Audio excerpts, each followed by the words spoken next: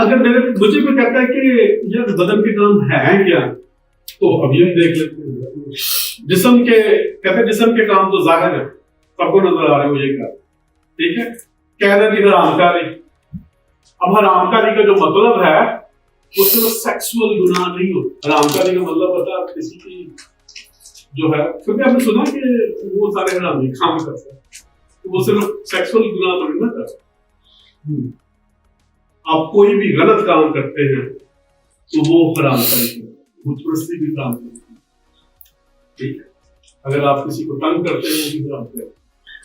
تو کہتا ہے مگر جسم کے کام تو ظاہر ہیں، یعنی حرام کاری، ناپاکی، شہوت پرستی، بت پرستی، جادوگری، عداوتیں، جھگڑا، حسد. اب دیکھیں حسد جو ہے وہ ہمیں گناہ لگتا ہے، ٹھیک ہے. بادشاہ ہے تو وہ اس میں گھسے. اب تفرقے جو